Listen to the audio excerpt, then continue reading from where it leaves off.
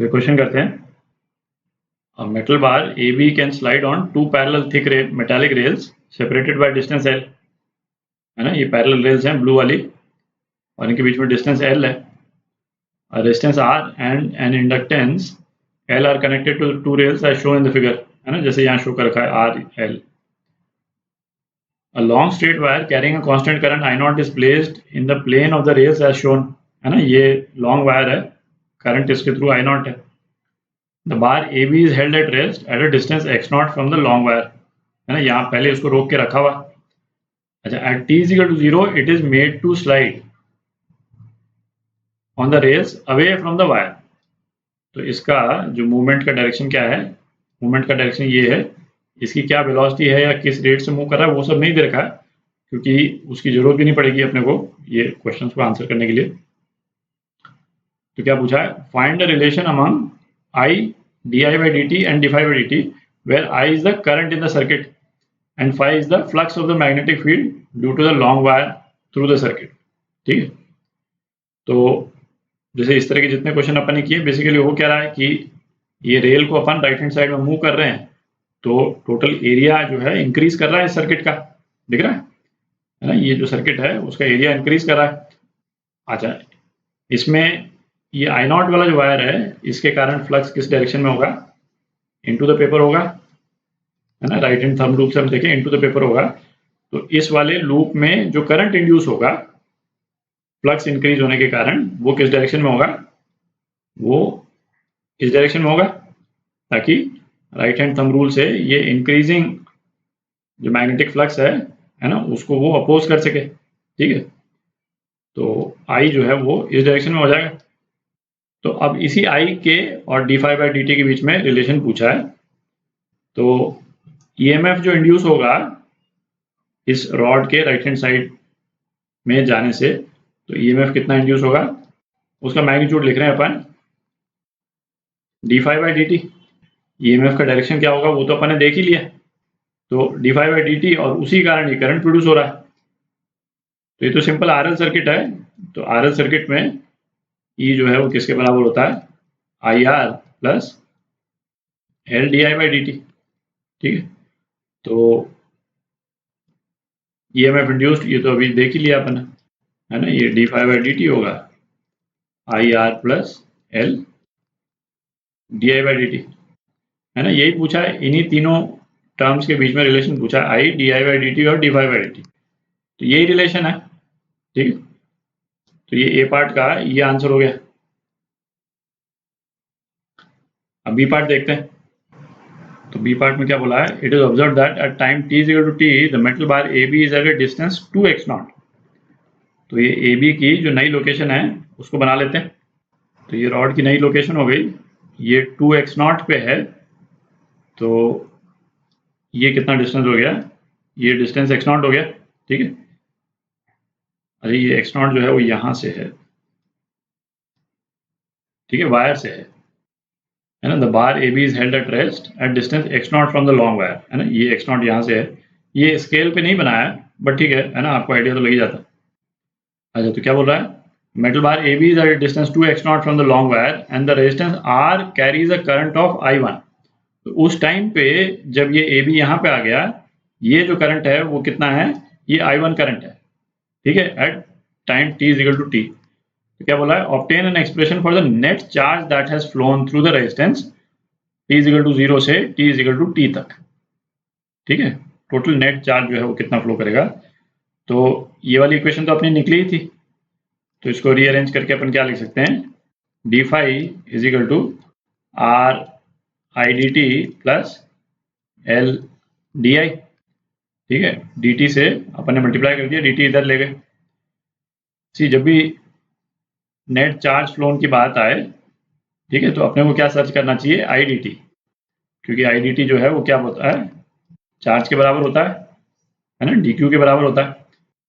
तो इस रिलेशन से, है ना, टोटल चार्ज कितना पास किया वो आ जाएगा. तो ये रिलेशन क्या हो जाएगी, d phi is equal to r dq plus L di. ठीक है, तो इसको अपन इंटीग्रेट कर दें, है ना, इस इक्वेशन को. तो phi1 से phi2, है ना, इनिशियल फ्लक्स से फाइनल फ्लक्स, ये आ जाएगा 0 से क्यू नॉट चार्ज, ठीक है। और करंट जो है 0 से, जब ए बी यहाँ पे था तब तो कुछ भी फ्लो नहीं कर रहा था, है ना, चार्ज भी नहीं फ्लो कर रहा था, करंट भी नहीं फ्लो कर रहा था, और यहाँ 0 से ये फाइनल करंट जो है I1 है, तो ये कितना हो गया, φ2 माइनस φ1 जो है वो डेल्टा फाई हो गया, R Q not plus L I1, ठीक है। अब डेल्टा फाई निकाल लेंगे तो अपना आंसर आ जाएगा, तो डेल्टा फाई निकाल लेते हैं। तो डेल्टा फाई क्या हुआ, ये जो चेंज एरिया जो है इसमें से जितना फ्लक्स पास कर रहा है वही डेल्टा फाई है ना, इस वाले पोर्शन में तो सेम ही है। तो मैग्नेटिक फील्ड इस वाले वायर के कारण ये क्या होता है, म्यू नॉट आई नॉट बोल देते हैं इसको, अपॉन, ये मैं स्मॉल लेटर यूज कर रहा हूँ क्योंकि है ना इसी से इजी होता है लिखना, अपॉन 2 पाई इंटू एक्स, ठीक है। तो यहाँ लिख लेते हैं फाई का क्या रिलेशन हो जाएगा, बी ए, है ना, जो एरिया का जो डायरेक्शन है वो तो मैग्नेटिक फील्ड के डायरेक्शन के अलॉन्ग ही है ना, एरिया का नॉर्मल जो है मैग्नेटिक फील्ड के डायरेक्शन में ही है, तो सीधा अपन लिख सकते हैं बी इंटू एरिया, तो एरिया क्या हो गया, एल इंटू डी एक्स, है ना, ये एल और कोई छोटा सा पोर्शन ले लिया अपने यहाँ पे, है ना, डी एक्स छोटा सा पोर्शन ले लिया, तो फाई जो है वो क्या हो जाएगा, इसको मैं डी फाई लिख रहा हूँ, जो इस छोटे से डी एक्स वाले पोर्शन में से जो फ्लक्स पास कर रहा है किसी भी एक डिस्टेंस एक्स पर, ठीक है, वो निकाल रहे हैं अपन। तो डी फाई क्या हो जाएगा, B mu not I not upon 2 pi L D X upon X, ठीक है। और ये कहाँ से कहाँ अपन इंटीग्रेट करना है अपने को, एक्स नॉट से 2x0, ठीक है। तो डेल्टा फाई क्या आ गया, mu not I not L upon 2 pi L N 2 आ गया, ठीक है। तो ये डेल्टा फाई का रिलेशन आ गया, है ना, यहाँ से अपन क्यू निकाल सकते हैं, तो सीधा ही डाल देते हैं। तो इसमें डेल्टा फाई की वैल्यू डालेंगे तो क्या आ जाएगा, क्यू नॉट आ जाएगा 1/r, ये mu not I not L N 2 upon 2 pi minus LI1, ठीक है। इतना चार्ज जो है वो टाइम t में फ्लो किया, ठीक है, इस वायर के थ्रू। अब सी पार्ट करते हैं। अच्छा, सी में क्या पूछ रहा है, the bar is suddenly stopped at time t, तो जब बार को अपन ने टाइम t पे रोका तो करंट क्या फ्लो कर रहा था, I1 करंट फ्लो कर रहा था, सर्किट में I1 करंट फ्लो कर रहा था। अच्छा, the current through the resistance R is found to be I1/4 at time 2t, find the value of L/R।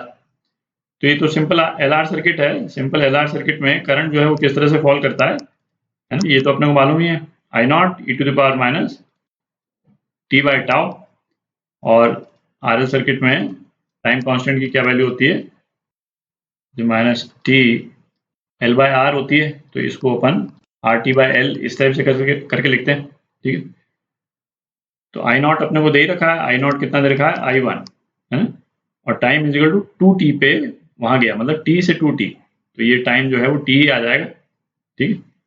Time t से 2t पे करंट जो है वो I1/4 रह गया, तो इक्वेशन लिख लेते हैं। तो I1/4 ये कितना हो गया, I1, है ना, e to the power minus r, ये टाइम कितना है t, है ना, 2t पे मतलब t से 2t गया तो टाइम t हो गया l, तो ये कितना हो गया, e to the power RT/L 4 के बराबर हो गया, ठीक है। तो दोनों तरफ नेचुरल लॉग ले लें तो ये कितना आ जाता है, L/R, ये कितना आ जाएगा, T/ln4, ठीक है। तो ये आपका आंसर, ये सी पार्ट का आंसर।